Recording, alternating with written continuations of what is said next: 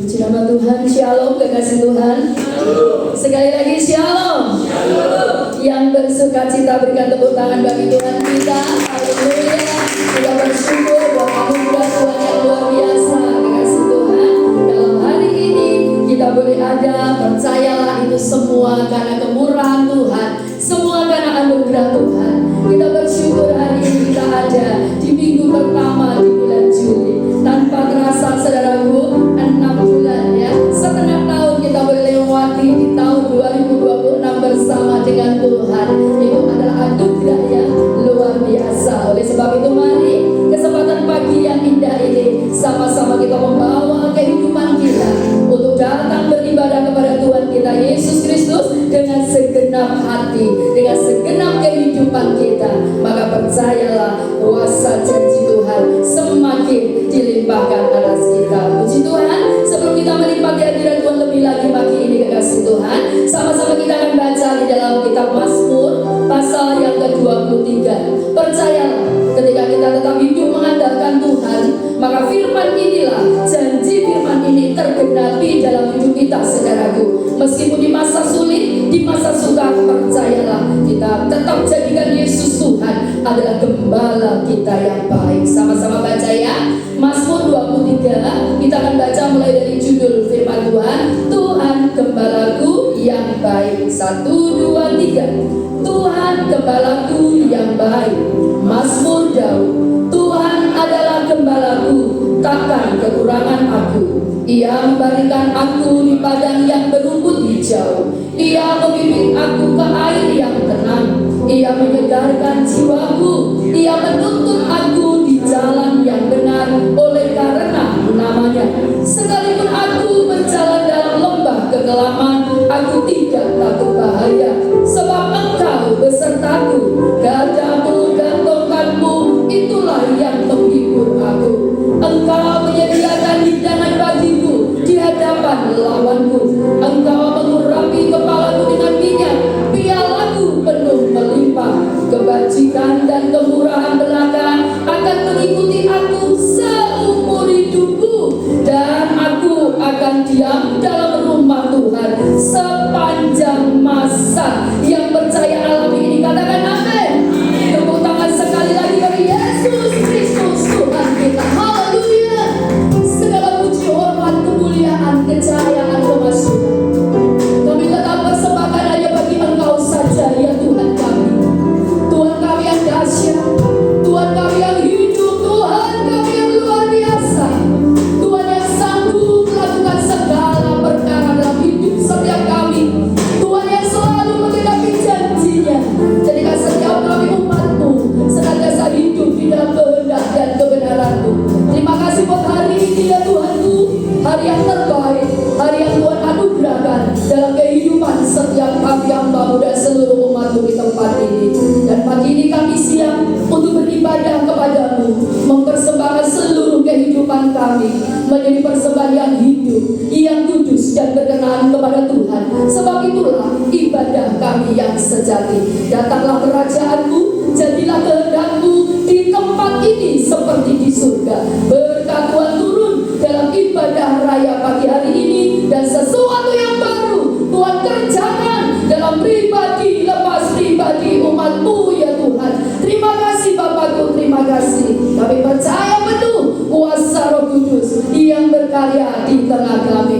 Tutup bungkus setiap kami, tutup bungkus tempat ini, tutup bungkus kota dan bangsa kami dalam kuasa darah Kristus. Di dalam nama Tuhan Yesus Kristus, mari yang siap beribadah dengan sungguh-sungguh kepada Tuhan dengan penuh iman dan sukacita. Bersama-sama kita katakan amin. Haleluya.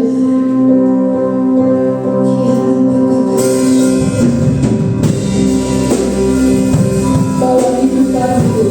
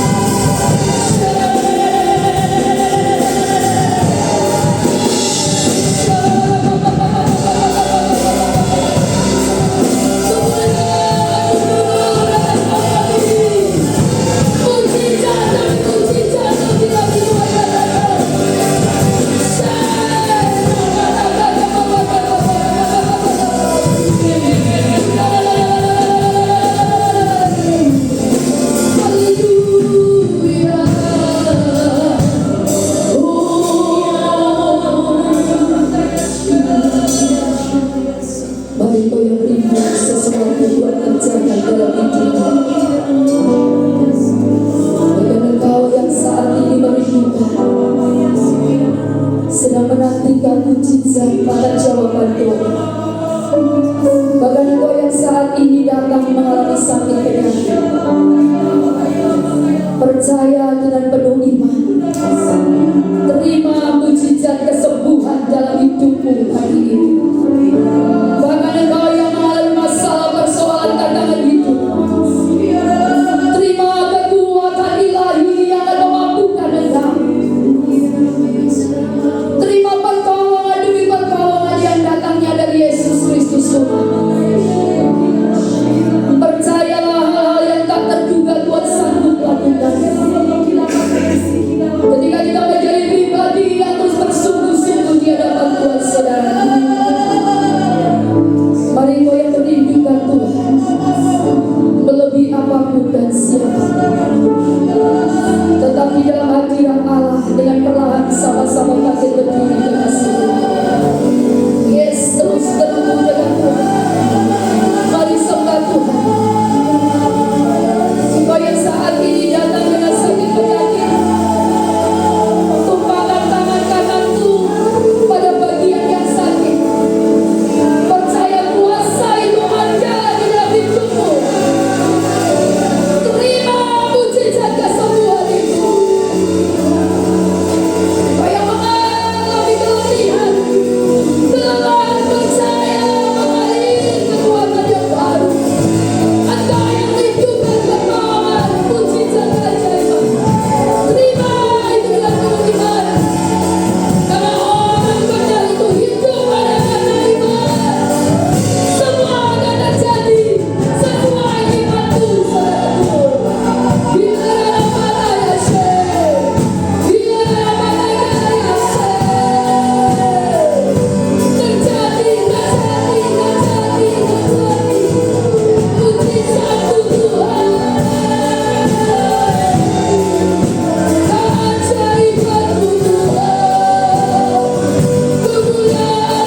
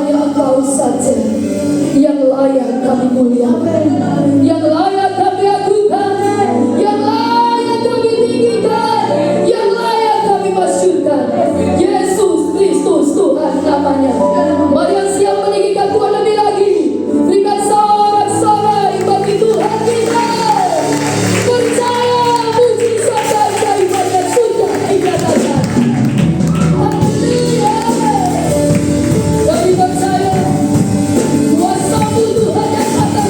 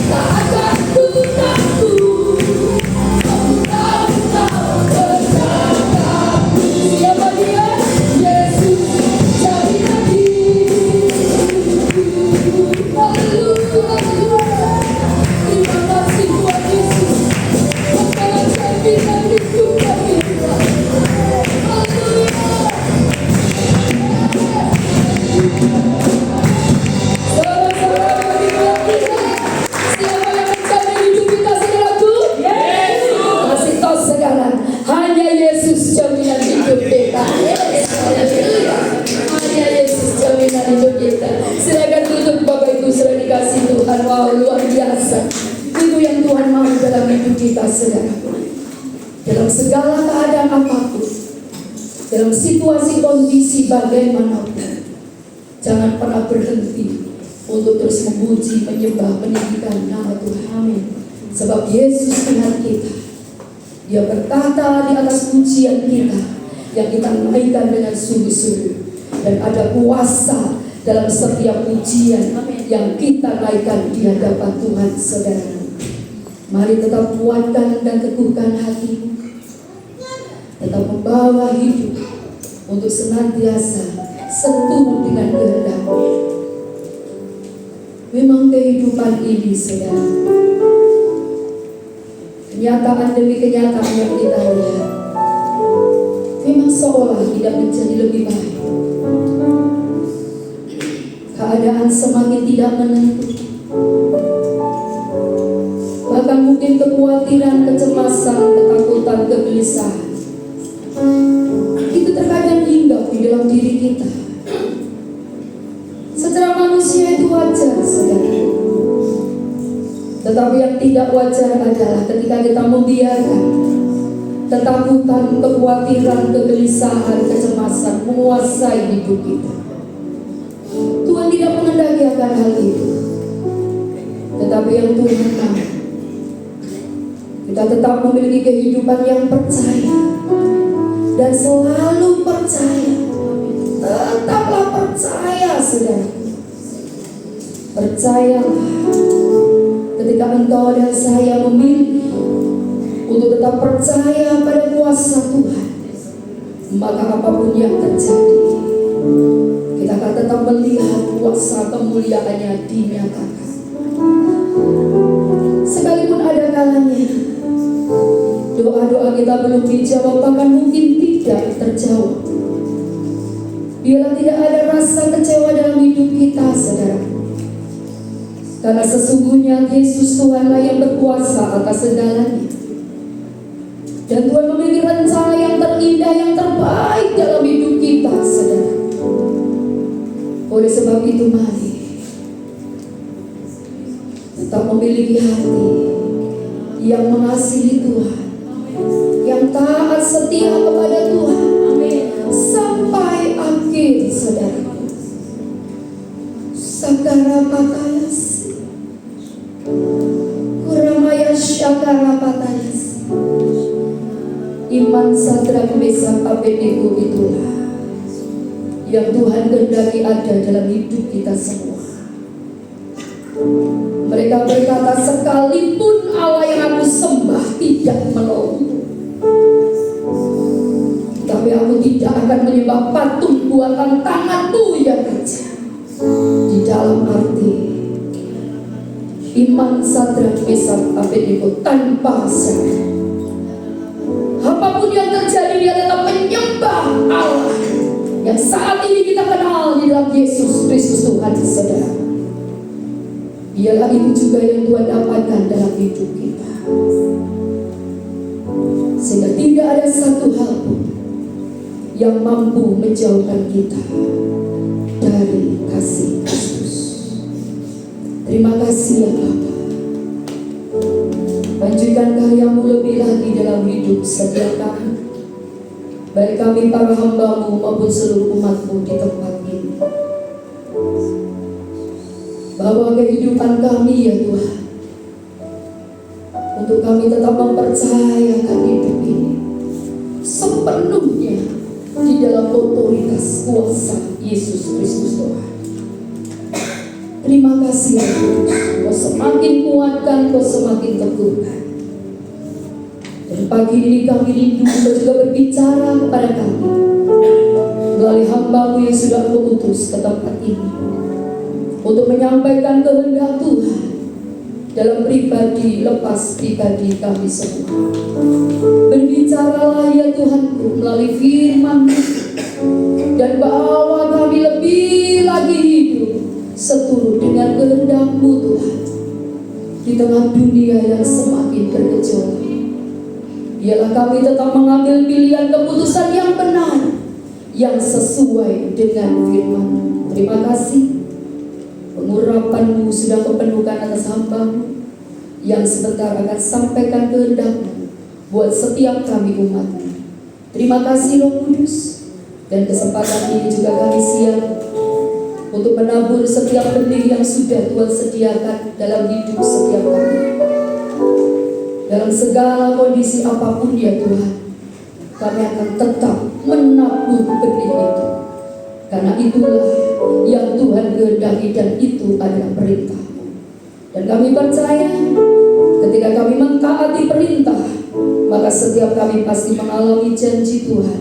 Dan setiap apa yang kami tabur, pasti kami tuai bagi hormat kemuliaan Yesus Kristus Tuhan. Terima kasih Tuhan Yesus. Terima kasih Roh Kudus. Terpujilah nama-Mu di dalam nama Tuhan Yesus Kristus.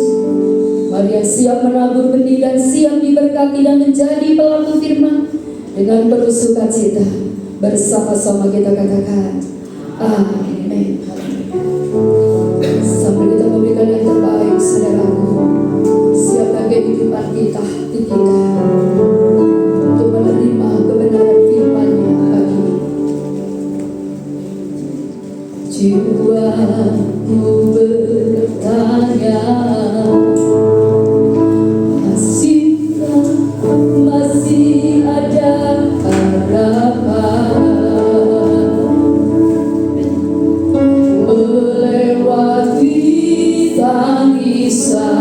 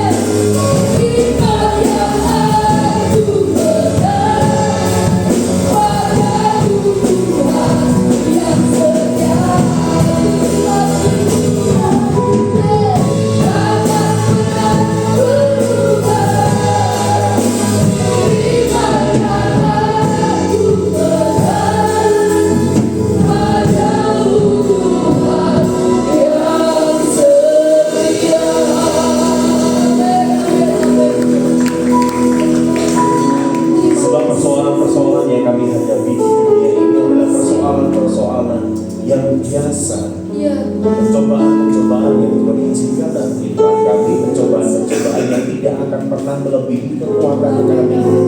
Segala perkara dapat kutanggung di dalam Dia yang memberikan kekuatan kepadamu. Tuhan yang tidak pernah berubah dulu, sekarang, sampai selama-lamanya.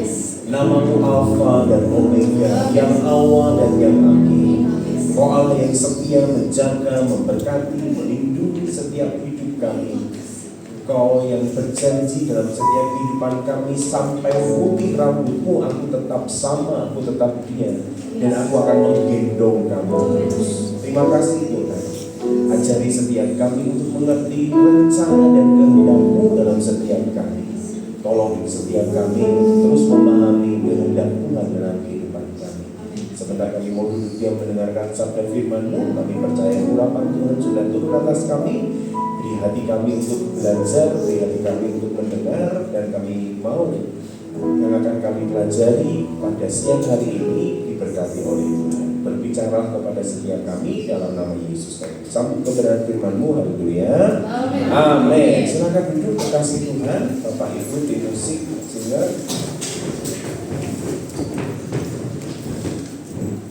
Shalom. Semua baik? Lanjut. Kalau pagi hari berapa derajat? Sekarang?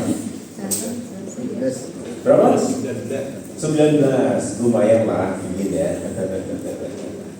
Saya baru keluar dari lapangan tadi pagi, itu 12 derajat, sampai di atas itu 10 derajat, turun sedikit 15 derajat, sampai Madiun 17 derajat.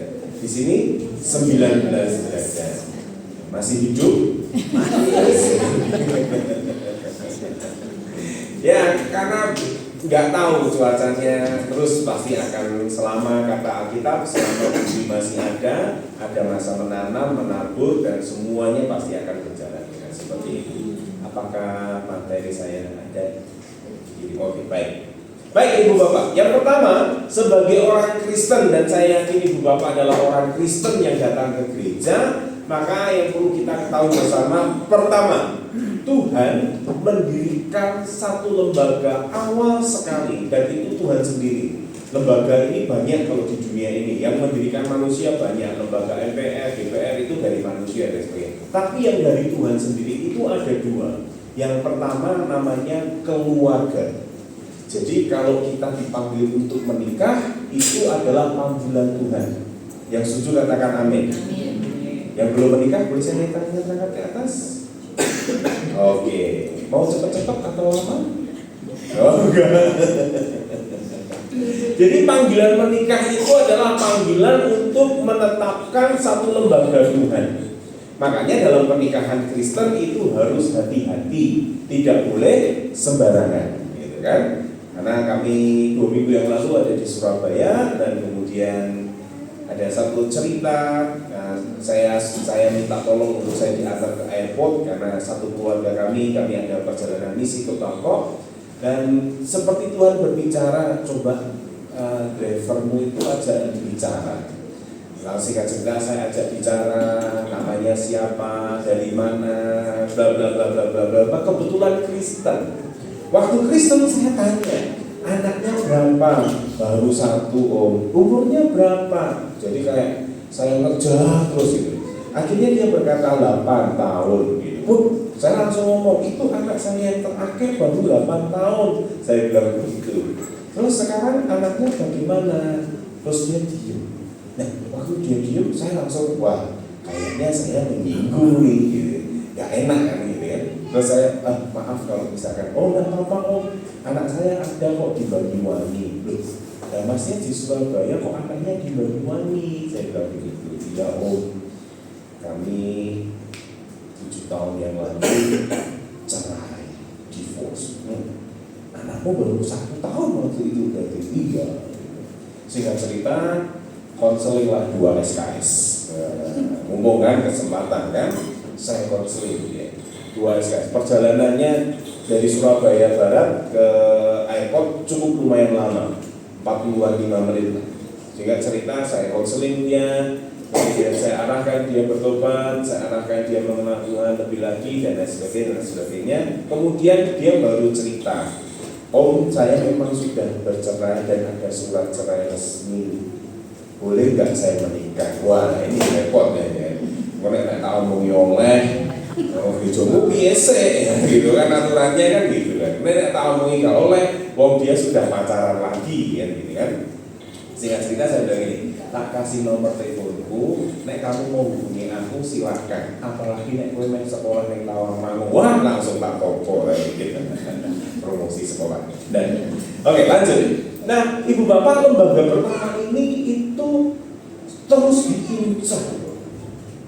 Jadi saya tidak mau bicara mengenai kawin cerai dan menikah ulang, itu pelajaran memang cukup panjang. Kami ada pelajaran itu di Tawangmangu dan itu 3 SKS, cukup lumayan. Jadi bicara mengenai boleh nggak orang itu bercerai, boleh nggak orang itu kawin lagi, boleh nggak, itu ada pelajarannya. Itu ada, kami punya belajar itu. Tapi yang saya maksudkan begini, bahwa ternyata lembaga pertama yang namanya keluarga itu sampai dengan awal pertama kali berdiri sampai dengan sekarang itu jadi incaran supaya tidak ada keluarga yang bahagia, yang datang dengan keluarganya tengok kanan kiri dan berkata, hei, kau diciptakan untuk aku dan kita supaya berbahagia. Coba gitu, yang suami dan istri. Oh tenang ya, aku bisa barang.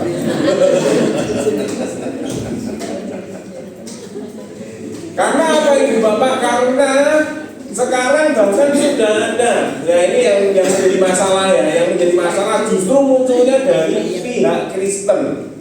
Orang Kristen berkata begini, ini teologi menafsir ulang tentang Sodom dan Gomora.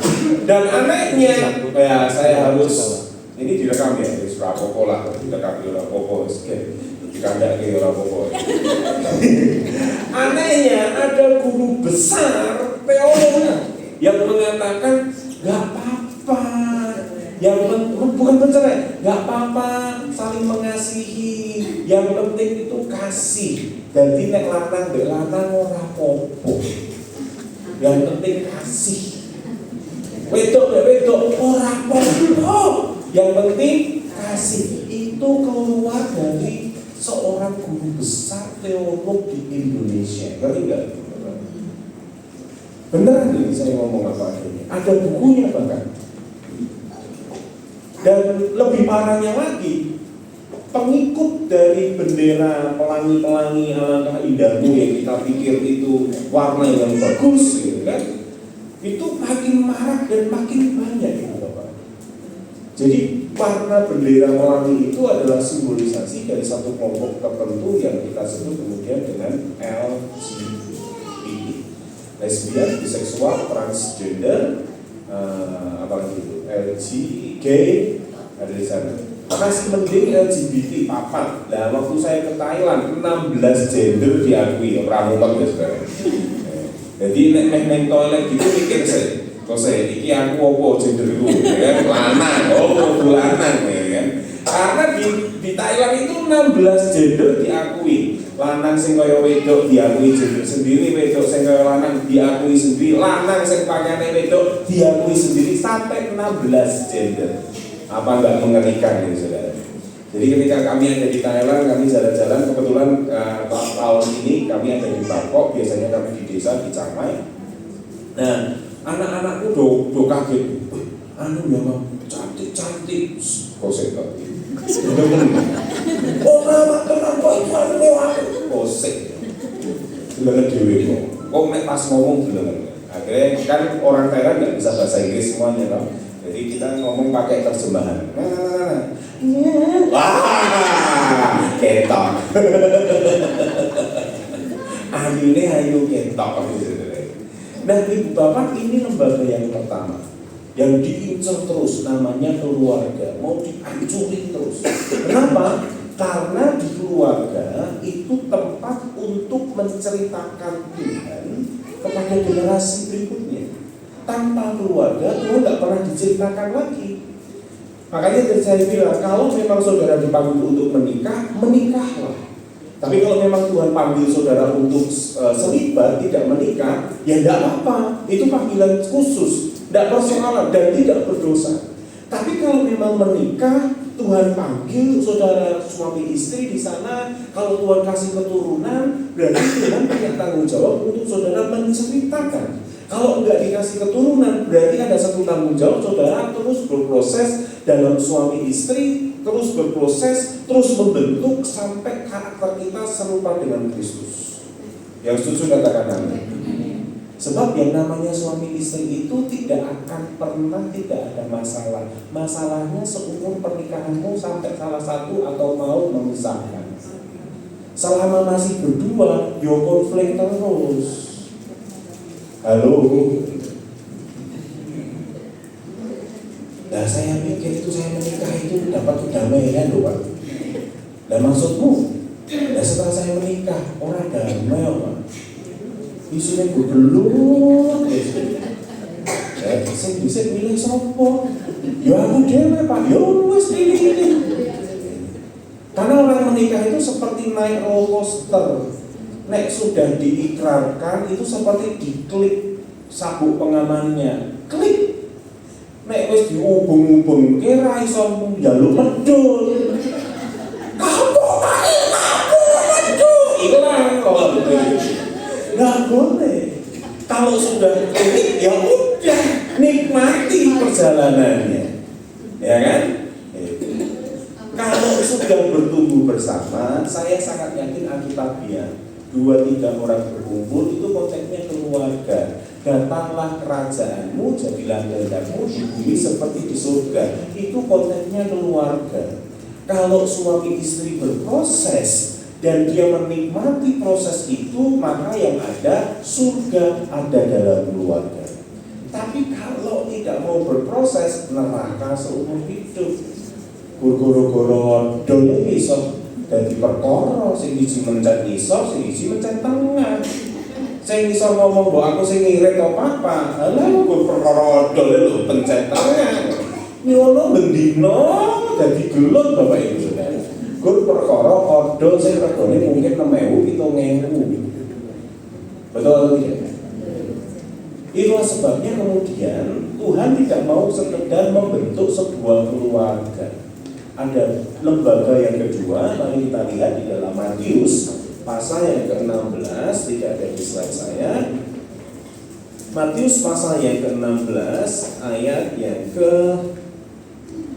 mulai ayat yang ke-17, 18, dan 19. Saya akan baca buat Bapak Ibu Saudara lembaga kedua yang disebut sebagai jemaat atau gereja. Saya baca mulai 17. Kata Yesus kepadanya, berbahagialah engkau Simon Yunus, sebab bukan manusia yang menyatakan itu kepadamu, melainkan Bapakku yang di surga.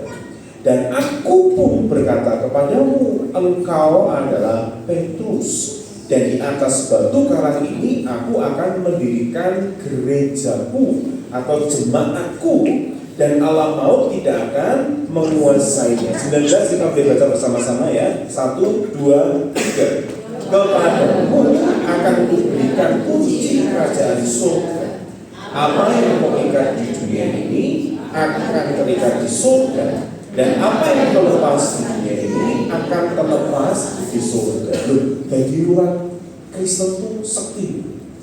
Halo, tidak perlu message masa depan, atau tidak perlu mata ketiga untuk melihat korban rajin. Tidak macam. Terus iso belum batu bio, tidak perlu. Nggak perlu gitu-gitu. Mata. Kita gereja ini sudah sakti. Nggak perlu gitu-gitu. Karena apa yang kamu ikat di dunia akan terikat di surga. Apa yang kamu lepas di dunia ini akan terlepas di surga. Ini satu perkara yang sangat luar biasa loh Ibu Bapak. Jadi berbicara ketika Ibu Bapak datang ke gereja di tempat ini, Bapak Ibu Saudara nggak perlu cari berkat. Berkat sudah disediakan kok. Coba baca bersama-sama yang di atas ini. 1, 2, 3, saya nggak kelihatan. Sudah, itu kunci. Udah ini. Nggak usah, berkatnya nggak usah dicari. Saudara datang, saudara taat apa yang Tuhan mau lakukan, sudah berkat pasti akan diberikan. Pasti. Makanya saya kan di tahun lalu ada prodi bisnis. Saya selalu tak kurein kuping. Kowe nek lulus bisnis, terus motivasimu baru lulus kowe kerja boleh duit, salah, mertobato. Tapi kan orang hidup butuh duit, bener. Nek kowe kerja boleh duit, sekarang saya tanya, ayo jujur, saya bilang begitu sama 50 mahasiswa bisnis. Ayo, 5, tak jawab, nanti tak kasih berkat, saya bilang gitu. Setelah kamu lulus, kamu kerja cari apa? Cari duit, oke. Setelah kamu cari duit, dapat duitnya, kamu mau ngapain buat duit itu? Foya-foya, nah, kayak gitu lah. Ibu bapak, berkat itu sudah disediakan sejak penciptaan pertama, kedua, ketiga, keempat, kelima, manusia di tahun ke-6. Sudah disediakan semua, termasuk di dalamnya gereja. Gereja kalau bicara mengenai berkat, pasti diberkati, pasti. Bukan sesuatu yang harus kita kejar, bukan sesuatu yang harus seperti status di suro-suro ini, ya saudara. Ada statusnya mana lucu. Nek wis ora iso apa itu kemarin. Nek wis kaitannya dengan Gunung Kawi. Nek wis ora iso ngrantasi, yo wis berarti ning Gunung Kawi, ya saudara. Dan saudara tahu itu iklannya hari ini sampai nanti akhir Juli kalau nggak salah ya, bancaan ayam 250.000, terus ukuran P 1 juta sekian. Itu ada iklannya di TikTok. Oh, namanya TikTok. Oh, main ya sebenarnya. Sampai segitunya loh. Hanya untuk mencari berkah, atau orang Jawa bilangnya ngalap berkah. Sampai segitunya. Berkah itu Tuhan sudah sediakan, sudah. Karena apa yang kamu ikat, apa yang kamu lepas di bumi akan terikat dan terlepas di surga. Kamu minta berkat, lepaskan berkat, berkat pasti lepas. Lepaskan kesembuhan pasti lepas. Oh, itu janjinya kok. Itu janjinya. Makanya ketika kita bicara mengenai gereja, Bapak Ibu Saudara, kecil ya, tidak kelihatan, saya langsung jelaskan aja. Jadi gereja ini sekarang harus punya peranan yang bagus. Kita next slide aja Kak, langsung. Ada seorang teolog namanya Gudel. Gudel ini dia bilang begini Ibu Bapak, gereja yang sejati sebenarnya adalah gereja yang bukan sekedar datang, tetapi gereja yang mau diutus. Itu gereja yang sejati. Sebab kalau gereja hanya sebagai destinasi, hanya sebagai tempat untuk datang, dan tidak ada lebihnya daripada itu, saudara akan seperti semut yang mati di tengah-tengah gurun. Karena terang ketemu terang, kesorotan, sulap kabeh, guaram ketemu guaram tinggi kabeh lah. Karena ngumpul terus. Makanya gereja yang sejati, menurut Gudel itu dia bilang bahwa gereja sejati gereja yang harus pergi. Matius pasal 28 ayat 19 dan 20 mengajarkan kepada kita, karena itu pergilah, jadikanlah semua bangsa muridku dan baptislah mereka dalam nama Bapa, Putra, dan Roh Kudus. Gereja harus berani keluar. Ini saatnya gereja tidak hanya ada di dalam, tapi gereja mulai mengambil inisiatif. Ayo, piye carane kita menjadi pengaruh, menjadi garam, menjadi terang, tapi di luar, bukan di dalam. Karena kalau sudah di dalam, kita sudah dilengkapi, kita bersekutu, kita nyanyi bareng, kita semangat bareng, kita diberkati bareng, benar. Tapi setelah itu, saudara di gereja cuma 1 jam, 2 jam. Selebihnya kan saudara ada di luar gereja. Apa saudara tiap hari mau ke gereja? Terus orang yang bergawe? Ya enggak kan? Saudara ada panggilan khusus masing-masing, kecuali Butawi dan keluarga ya harus ada di sini. Karena pekerjaannya ada di sini. Tapi yang lain harus keluar. Semua harus keluar untuk berperan sebagaimana mestinya. Next slide boleh Kak? Nah, sehubungan dengan itu, maka ada satu teori yang harus Ibu Bapak ketahui untuk saat ini sedang dibicarakan banyak orang. Teori itu namanya Seven Mountain, 7 gunung, yang dimana orang Kristen harus berperan aktif di sana. Pertama kali ini dimunculkan oleh seorang yang bernama Loren Cunningham dan Bill Bright pada tahun 1975. Mereka mulai mendebatkan dan berdiskusi. Kok gereja sini berkumpul-kumpul terus ya? Padahal gereja itu kan punya 3 tugas utama atau 4 kalau ada tambahannya. 3 utamanya, pertama adalah koinonia. Koinonia itu memang gereja harus berkumpul. Ibrani mengatakan kepada kita, jangan kita menjauhkan diri dari pertemuan-pertemuan ibadah. Benar, itu koinonia namanya. Tapi tugas yang berikutnya ada diakonia. Saudara harus melayani. Dari kata diaken, pelayan meja, saudara harus mengambil peran untuk melayani. Tetapi ada bagian yang ketiga yang seringkali dilupakan, yaitu yang disebut sebagai marturia. Saudara harus pergi bersaksi. Karena Kisah Para Rasul yang pertama ayat yang ke-8 mengatakan kepada kita, jika Roh Kudus itu turun, kamu akan menjadi marturiaku. Kamu akan menjadi saksiku dari Yerusalem, Yudea, Samaria, sampai ke ujung bumi. Jadi kalau gereja saudara berani mengambil peran di luar sana dan mempengaruhi 7 gunung yang dicanangkan oleh Loren Cunningham ini, maka pasti akan berdampak yang sangat besar. 7 gunung itu apa saja? 7 gunung itu bicara mengenai agama, ada keluarga, ada pendidikan, ada pemerintahan, ada media, ada seni hiburan, dan bisnis ekonomi. Mereka mulai memikirkan, gereja berperan apa? Gereja punya peran apa untuk mempengaruhi daerah-daerah atau sektor-sektor ini? Maka mereka membicarakan itu. Next slide. Dari teori ini ada satu tokoh lagi yang bernama Alan Hughes. Alan Hughes ini mendukung 7 gunung itu dengan memberikan sebuah teori, namanya teorinya adalah apostolic genius. Apostolic genius itu di Bapak Ibu Saudara kumpul, Bapak Ibu Saudara dilengkapi, Bapak Ibu Saudara diajar, Bapak Ibu Saudara mendengar firman Tuhan, Bapak Ibu Saudara ikut FA, Bapak Ibu Saudara untuk pembekalan dan lain sebagainya. Tapi setelah itu Saudara harus bertransisi.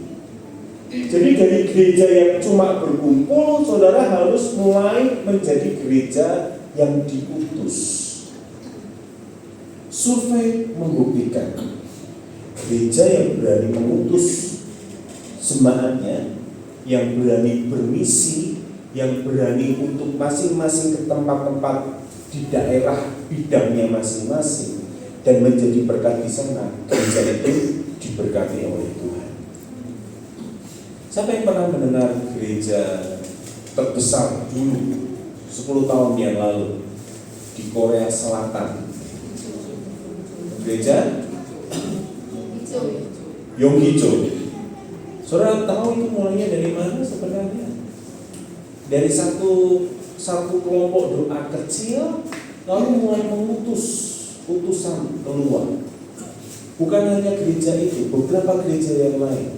Tercatat sekian puluh tahun yang lalu, Korea itu mengirim tenaga misinya 500 orang per tahun di seluruh dunia.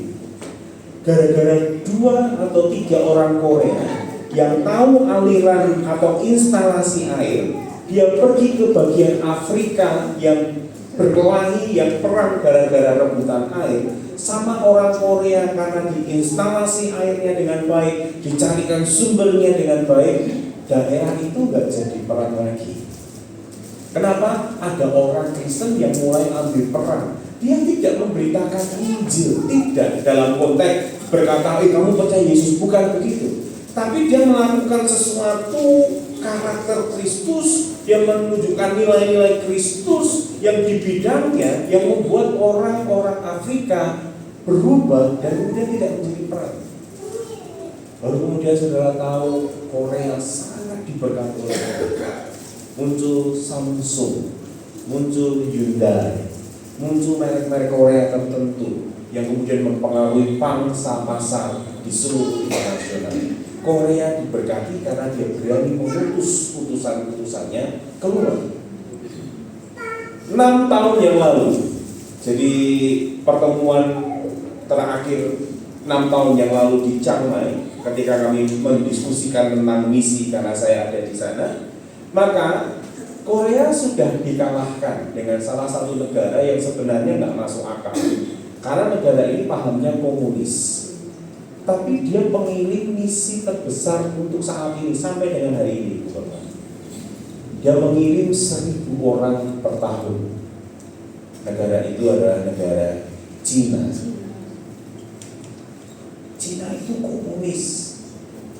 Gereja itu banyak yang underground, di bawah tanah. Sulit untuk ada punya bangunan gereja. Tapi setiap mereka sudah dibekali, mereka diutus keluar, dibekali, mereka diutus keluar, mereka diutus menjadi tenaga-tenaga misi. Jangan kaget, hari ini Cina sangat diberkati oleh Tuhan. Saudara kenal Oppo, Redmi, segala macam merek-merek Cina. Dan dulu kalau orang bilang, Cina mereknya tidak berkualitas, sekarang kualitasnya luar biasa. Mobil listrik BYD, BYD itu di mana-mana saudara lihat, Wuling di mana-mana saudara lihat. Kenapa? Cina mulai diberkati oleh Tuhan karena mereka mengirim utusan-utusannya keluar. Mereka berani berjuang, mereka berani memberi diri. Oktober 2025 saya mengikuti salah satu summit yang orang-orang Singapura adakan setiap 4 tahun sekali.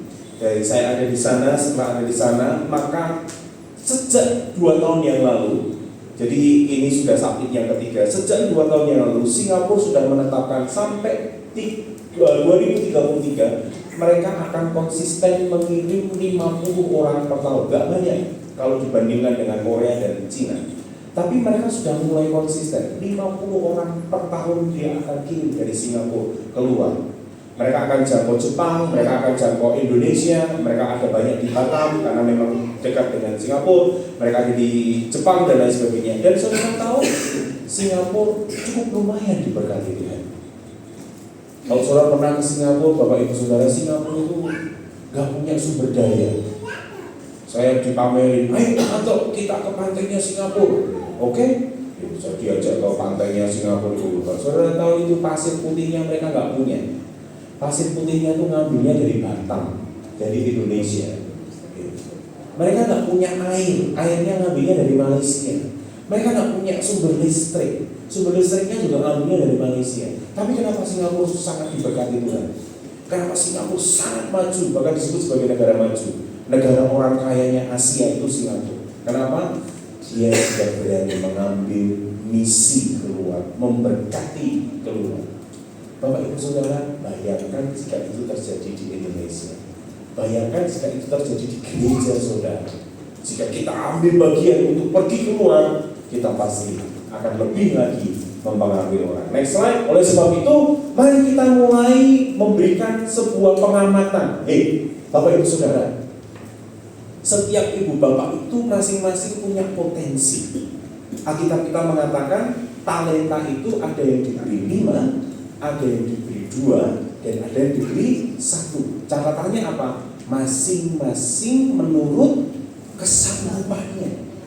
Jadi kalau memang Tuhan lihat potensi yang besar dan Tuhan percayakan satu talenta yang besar, jangan pernah iri karena memang dia punya potensi itu. Bukan berarti kita tidak diberi potensi sama sekali, tidak. Tuhan tetap memberikan masing-masing orang menurut kemampuannya dan menurut kesanggupannya minimal 1, 2, dan 5. Peran apa yang ibu bapak bisa ambil sekarang? Sekarang ibu bapak ada di mana?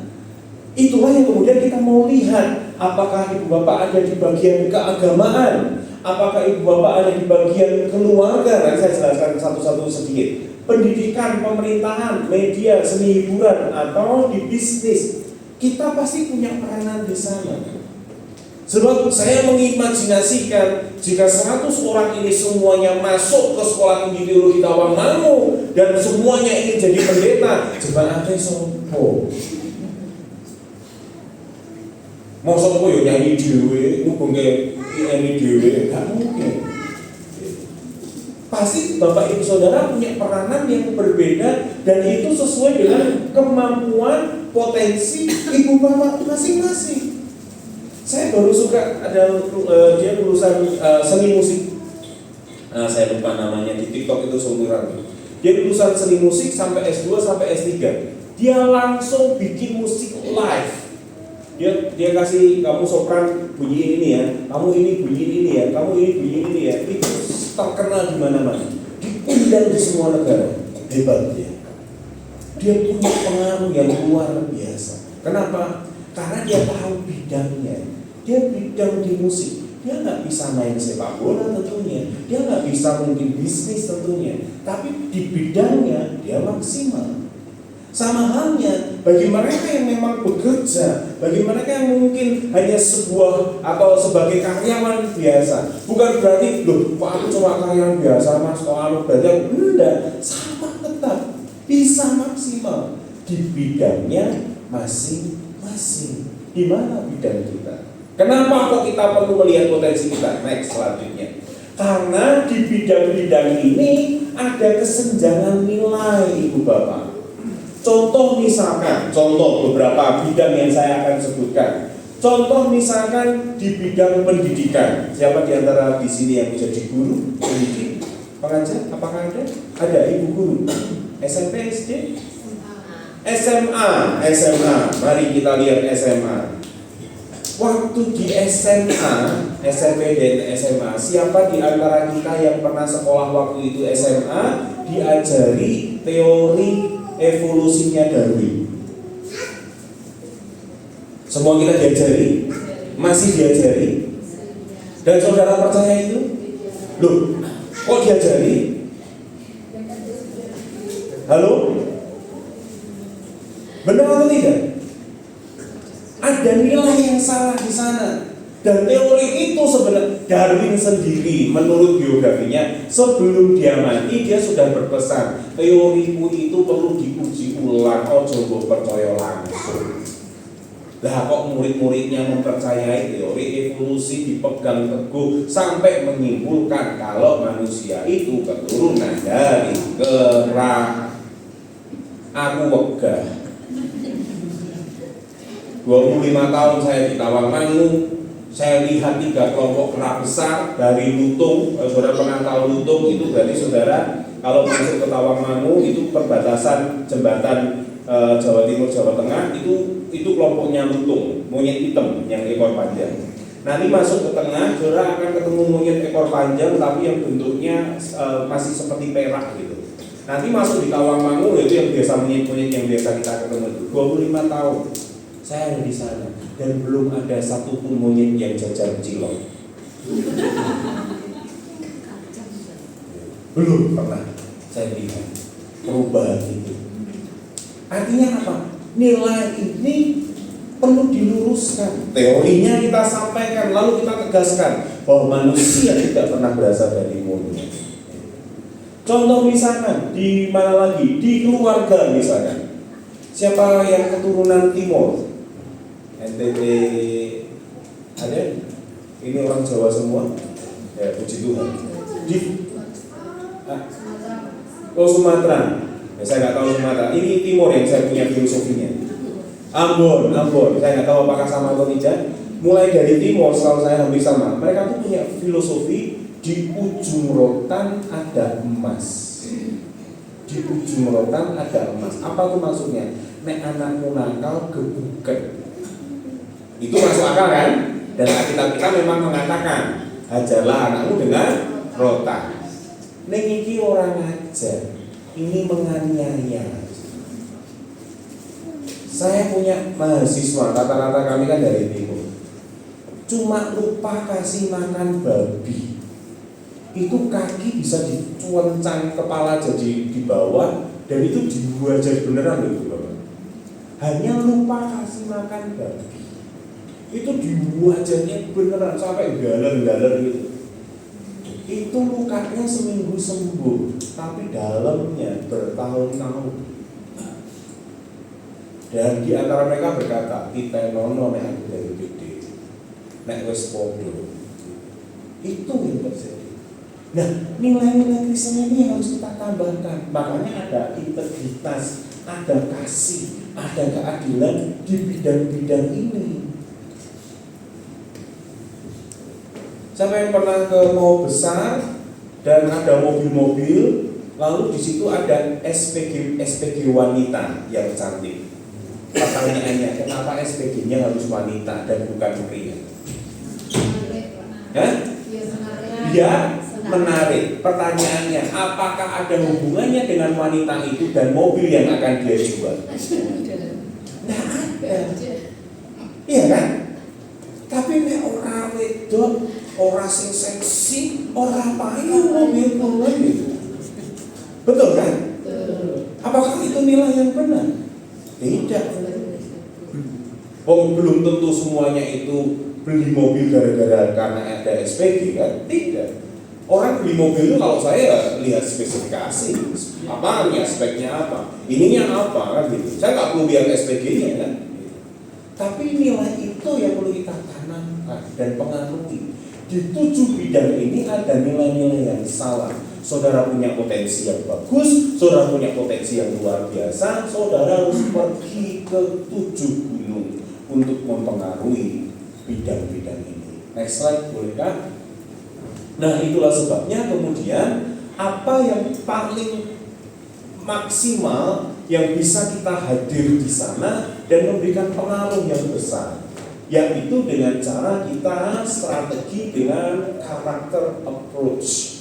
Kita hadir di sana dengan karakter Kristus. Ingat ya, ibu bapak itu datang ke gereja dilengkapi, diajar, dikasih firman Tuhan untuk hidupmu berubah. Sebab kalau Kristen nggak pernah berubah, berarti saudara belum Kristen. Saudara baru beragama Kristen. Tapi kalau saudara ikut Kristus, saudara ikut Tuhan, hidupmu pasti berubah. Karena hidup saudara berubah, ada karakter Kristus yang terpancar, ada karakter Kristus yang bersinar. Waktu kita ke bidang kita masing-masing, orang melihat, wong Kristen gitu. Kenapa? Karena Kristus terpancar dalam kehidupan kita. Itulah sebabnya pengaruhilah bidang-bidang ini dengan karakter Kristus. Ketika saudara dilengkapi di sini, pergilah dengan perubahan-perubahan hidup yang sudah saudara dapatkan. Oleh sebab itu Paulus menasihati pengikut-pengikutnya dalam surat pribadinya, kalau dulu kamu tukang pencuri, jangan mencuri lagi. Kalau dulu kamu tukang mabuk dan tukang melakukan segala macam, jangan lakukan lagi. Kenapa? Karena karakter kita harus berubah. Waktu karakter kita berubah, kita masuk di bidang-bidang masing-masing kita, maka nama Tuhan akan dipermuliakan. Secara aplikatif, praktisnya, mari kita lihat. Next slide, kita sekarang ada di bidang mana, Ibu Bapak? Bapak Ibu Saudara di bidang apa sekarang?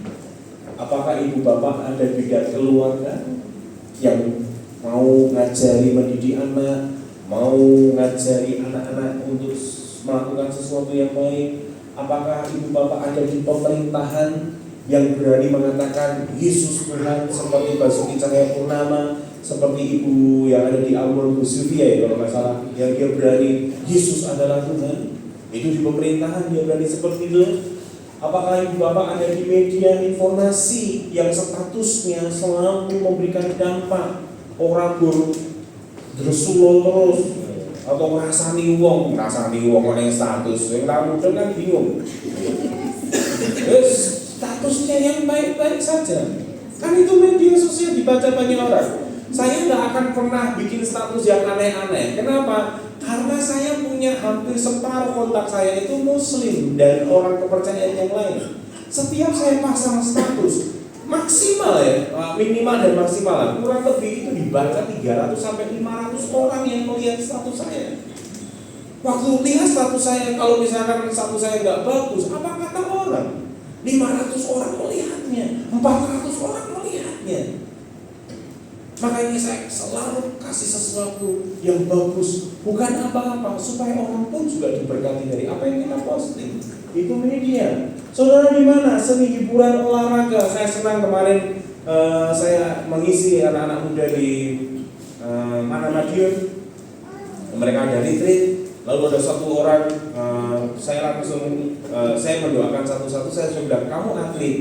Kamu dipanggil Tuhan untuk gua. Dia langsung berkata, iya Pak, saya atlet. Oh ya, berarti benar. Berarti kamu harus nanti, saya pemain ini Pak, basketball. Oh bagus, saya bilang gitu. Kamu harus ada di bidangmu. Ini perlu Ibu Bapak. Sebab kalau tidak ada di bidang-bidang ini yang kita pengaruhi, kita akan jadi jago kandang. Kuat di dalam, semangat di dalam, setelah keluar melenyok kabeh. Kuat di dalam, ya harus. Dibekali, ya harus. Setelah itu saudara diutus di bidang mana saudara pergi. Bisnis, ekonomi, media, seni budaya, pemerintahan, pendidikan, keluarga, atau di bidang agama. Saudara harus pergi keluar dan menjadi berkat. Amin. Oleh sebab itu coba gunakan dengan sistem ini, SMART namanya. Next slide boleh Kak? SMART. Rencana aksi pribadi. Kalau saudara pengusaha, saudara mau bikin apa? Aku akan mulai kasih pelatihan buat pengusaha-pengusaha di bawah supaya mereka juga sukses. Kalau saudara sebagai guru, dengan kurikulum merdeka tidak ada anak yang tinggal kelas.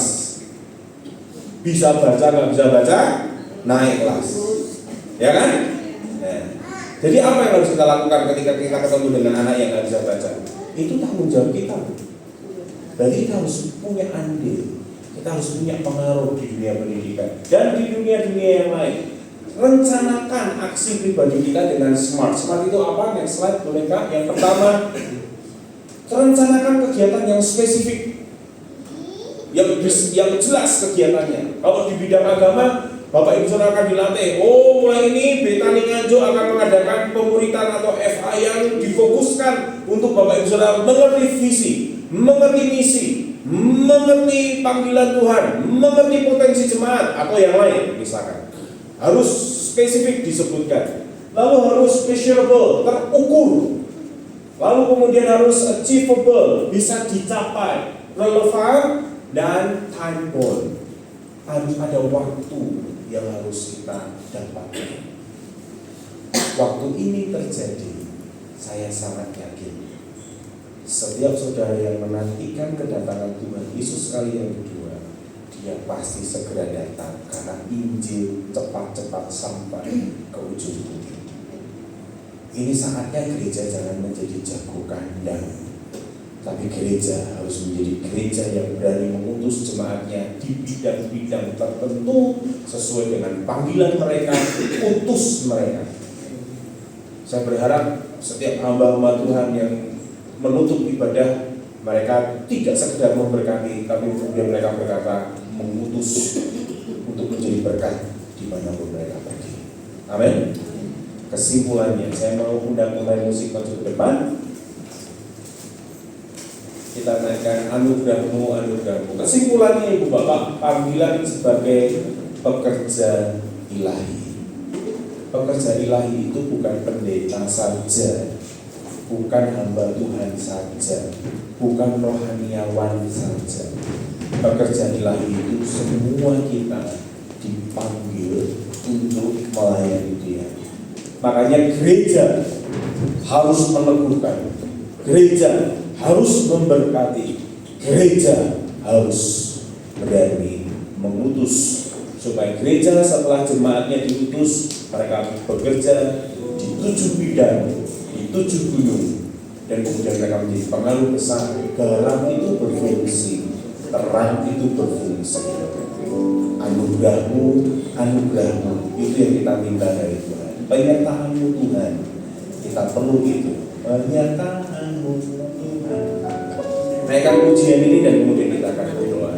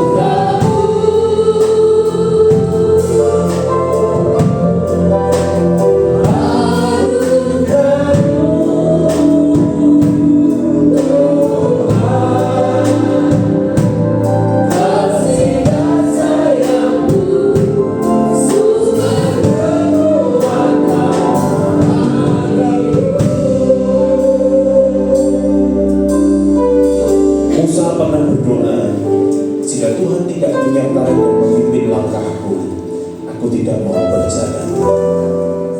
Demikian pula setiap kami Tuhan, kami butuh penyertaan dan anugerah-Mu dalam hidup kami.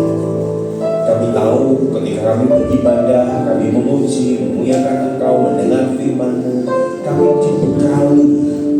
Tetapi terlebih daripada itu, ajari kami untuk berani diutus di bidang masing-masing kami. Kami yang berbisnis, kami yang bekerja, kami yang menjadi pegawai, kami yang mungkin bergerak di bidang seni, olahraga, kami yang di bidang pendidikan, di pemerintahan. Tolong setiap kami dengan anugerah-Mu, tampilkan kami sebagai garam, tampilkan kami sebagai terang-Mu di tengah-tengah kegelapan itu Tuhan. Biar nilai-nilai Kristus dilihat oleh banyak orang. Secara khusus hamba-Mu berdoa buat gereja di tempat ini, yang dimana mayoritas masih belum mengenal Tuhan. Kami berdoa supaya gereja-Mu Betani Nganjuk ini dipanggil dan diutus ya Tuhan, di bidang potensi dengan keahlian kami masing-masing. Kami rindu supaya kami semua berani berkata, ini aku Tuhan, utuslah aku Tuhan. Ini aku Tuhan, utuslah aku di bidang-bidang yang Tuhan tetapkan buat setiap kami. Terima kasih Tuhan, Kamu berkati Gembala Sidang, Kamu berkati rohaniawan di tempat ini, Kamu berkati pengurus di tempat ini, untuk membawa umat-Mu semakin mengenal hati-Mu, yaitu hati misi, hati yang peduli dengan orang-orang di luar sana. Firman-Mu selesai, tapi Roh Kudus juga akan pernah selesai dalam hidup kami. Terus berbicara dan terus mengingatkan buat setiap kami. Kami mengakhiri firman-Mu, kami kembalikan segala puji, hormat, kemuliaan, kebesaran kepada Tuhan dalam nama Yesus Kristus. Haleluya. Amin. Amin. Puji nama Tuhan, kita sudah diberkati dengan kebenaran firman Tuhan pagi ini. Ialah membangkitkan roh taatan kita kepada Tuhan, untuk kita boleh menjadi berkat dimanapun kita berada. Puji nama Tuhan. Saudaraku, kembali kita diberi kesempatan untuk menabur buat pekerjaan Tuhan. Sambil kita berikan yang terbaik, kita akan mendengarkan beberapa pengumuman kepada bertugas. Kami persilakan. Puji Tuhan. Pengumuman hari ini, saudaraku, hari Minggu tanggal 5 Juli 2026. Yang pertama, kami seluruh keluarga besar Betani Nganjuk mengucapkan banyak terima kasih kepada Bapak Pendeta Petrus Yuniarto yang sudah memberkati kami dengan kebenaran firman Tuhan pagi ini. Tuhan Yesus memberkati Pak, Tuhan pakai lebih lagi bagi kemuliaan Tuhan, dan Tuhan selalu beri kesehatan yang sempurna. Puji Tuhan saudaraku, untuk ibadah sepekan ada perubahan ya. Untuk doa pelayan dan juga doa puasa hari Senin dan Selasa, saudaraku, minggu ini berdoa di rumah masing-masing karena saya posisi ada di luar kota. Dan kita akan bertemu kembali saudaraku di dalam ibadah family altar. Dan untuk ibadah FA minggu ini dialihkan di hari Kamis ya, disertai dengan ucapan syukur yang bertempat di keluarga Ibu Foni ya. Sekali lagi ibadah FA disertai dengan ibadah ucapan syukur yaitu di keluarga Ibu Foni hari Kamis saudaraku jam 18.30 atau jam 6:30 malam ya, dan tempatnya di gereja ya Bapak Ibu Saudara ya, besok hari Kamis. Puji Tuhan. Dan di hari Sabtu kembali para youth boleh berkumpul dalam ibadah youth service di tempat ini ya. Puji Tuhan. Dan kami juga mengucapkan selamat datang bagi Bapak Ibu Saudara yang baru pertama kali beribadah bersama kami di tempat ini. Dan Bapak Ibu Saudara merupakan sukacita kami. Tuhan Yesus memberkati. Dan yang terakhir saudaraku, apapun yang terjadi tetap apa? Semangat ya. Tetap semangat, tetap sehat, tetap kuat di dalam Tuhan. Jangan lupa bahagia, dan hati yang gembira adalah obat yang manjur. Tetap semangat, yang patah mengerikan tulang saudaraku ya. Masalah tantangan boleh terjadi, tetapi berjuanglah untuk tetap bersukacita, mengucap syukurlah saudaraku. Percayalah anugerahnya semakin dilimpahkan dalam hidup kita semuanya. Tuhan Yesus memberkati Bapak Ibu Saudara semuanya. Mari sama-sama kita kembali bangkit berdiri. Kita akan akhiri ibadah raya pagi hari ini. Sekali lagi berikan sorak-sorak yang terbaik bagi Yesus Kristus Tuhan kita. Haleluya. Penyertaanmu sempurna, rasakanmu dapat.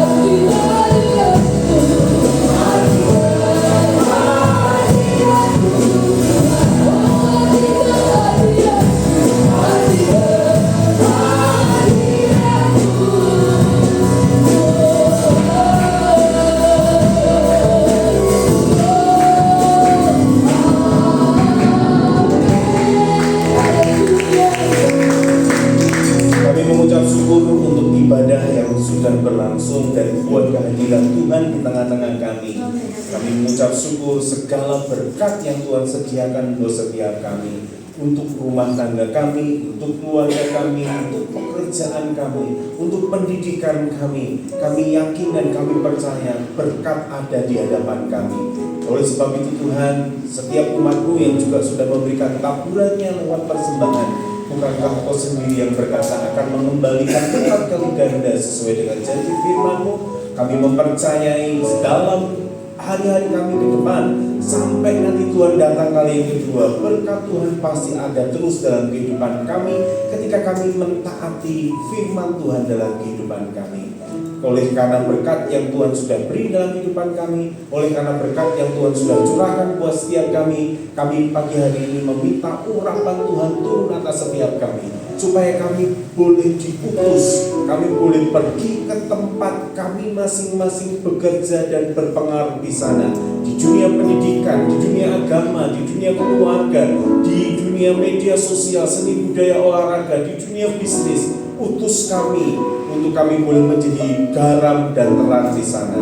Terimalah segala berkat yang berasal daripada Allah Bapa, cinta kasih yang berasal daripada Yesus Kristus, dan persekutuan daripada Roh Kudus yang akan terus menyertai kita sampai Tuhan Yesus datang kali yang kedua. Dalam nama Yesus, haleluya, amin.